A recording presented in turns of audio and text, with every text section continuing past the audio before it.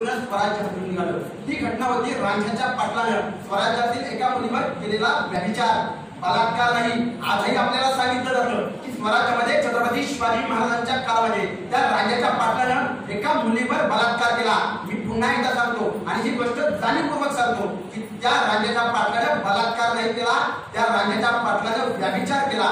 व्यभिचार म्हणजे काय? त्यानं असं काहीतरी कृत्य केलं की जे त्याने करायला नको हवं होतं। बलात्कार नाही, त्यानं बदामल केला आणि एवढी साधी गोष्ट ज्या राजाला सहन झाली नाही आणि कडाडले छत्रपती चौरंगा करा याचा चौरंगा करण्यात आला।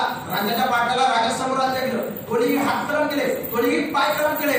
त्या वेळेला राजमाता जिजाऊ फुटल्या आणि जिजाऊ म्हणाल्या, शुभा त्या रांझाच्या पाटलाला तुम्ही चौरंगा केला, चौरंगा केलाच राजा, परंतु त्याला खऱ्या अर्थात चौरंगा करणं ही शिक्षा होती का?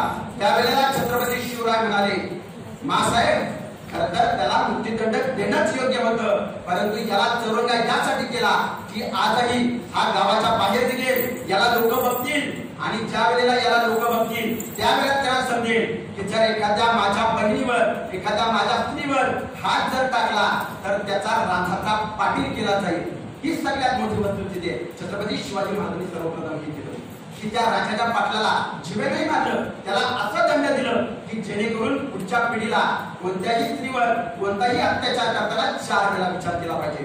हीच परिस्थिती आपल्याला आता गरजेचं आहे। मी मागेही म्हणालो होतो, एका निर्भया केस मध्ये त्या पीडितेला किती वर्षांनी न्याय मिळाला।